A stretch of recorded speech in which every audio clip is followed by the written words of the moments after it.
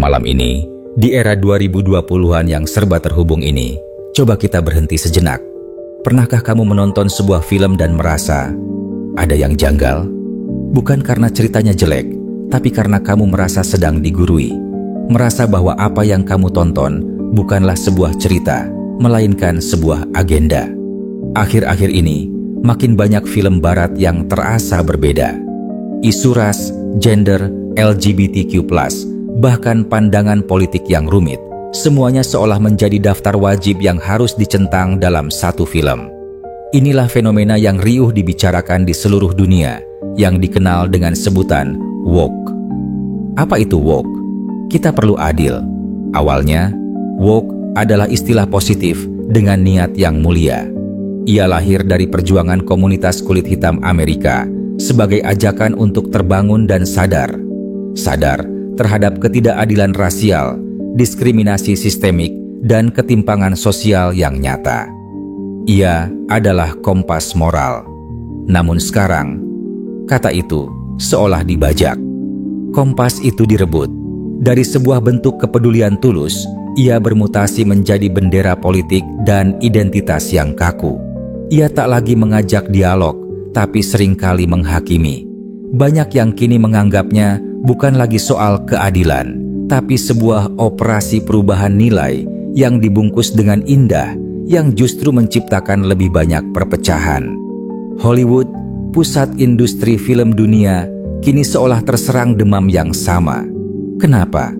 Jawabannya lebih rumit dari sekadar ingin berbuat baik. Mereka sedang mengejar relevansi. Generasi muda adalah pasar terbesar, dan pasar ini sangat peduli pada isu-isu sosial. Tapi, ada alasan lain yang lebih kelam. Rasa takut. Takut dianggap ketinggalan zaman. Takut dicap tidak peka. Takut diserang di media sosial. Takut mengalami cancel culture. Di tengah tekanan korporasi dan aktivis digital, para eksekutif dan seniman seolah berjalan di atas kulit telur. Jadi, mereka menyesuaikan diri, bahkan terkadang secara berlebihan. Hasilnya, seni yang lahir dari rasa cemas, bukan dari kejujuran artistik. Beberapa melihat ini sebagai kemajuan, tapi yang lain melihatnya lebih dalam. Sebagai bentuk penjajahan gaya baru, penjajahan alam pikiran. Puncak dari fenomena ini adalah ketika Oscars, penghargaan tertinggi bagi insan film, ikut mengubah peraturannya. Mulai tahun 2024, untuk sebuah film bisa masuk nominasi Best Picture, ia harus memenuhi standar keragaman yang ketat. Setidaknya, satu karakter utama dari kelompok minoritas, atau sekian persen tim produksi harus beragam. Bayangkan skenario ini. Seorang sutradara jenius membuat sebuah mahakarya tentang perjuangan seorang nelayan tua dengan cerita yang begitu menyentuh dan universal. Tapi karena seluruh karakternya sesuai dengan realita desa nelayan itu adalah laki-laki dari etnis yang sama, film itu bisa jadi tidak layak masuk nominasi. Sejak kapan mahakarya harus lolos verifikasi birokrasi? Tujuannya mulia, memberi ruang bagi suara yang tak terdengar. Tapi ini bukan lagi sekadar penghargaan, ini terasa seperti ultimatum ideologis. Di belahan dunia kita, di Indonesia, di Malaysia, di mana nilai kekeluargaan dan spiritualitas masih dijunjung tinggi, pendekatan ini terasa begitu asing, bahkan mengganggu. Kita mengagumi teknologi Iron Man, tapi bingung saat ceritanya menyisipkan pesan yang tak sejalan dengan ajaran agama yang kita anut sejak kecil. Lalu, muncul pertanyaan berat yang berbisik di tengah keheningan malam. Apakah ini akan mendatangkan murka Tuhan? Beberapa kelompok agama percaya, mempromosikan gaya hidup yang bertentangan dengan fitrah bisa membawa bala. Sebuah ketakutan yang wajar. Tapi mari kita tarik napas sejenak.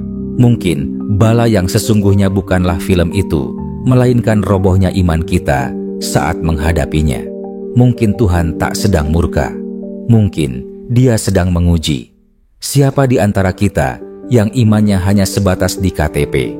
Dan siapa yang imannya benar-benar menjadi benteng kokoh di dalam jiwa di tengah badai budaya ini? Maka, pertanyaan besarnya bukan lagi apakah ini woke atau tidak, tapi apakah cerita ini benar-benar bermakna? Apakah film masih menyentuh nurani atau sekadar memenuhi daftar periksa keragaman?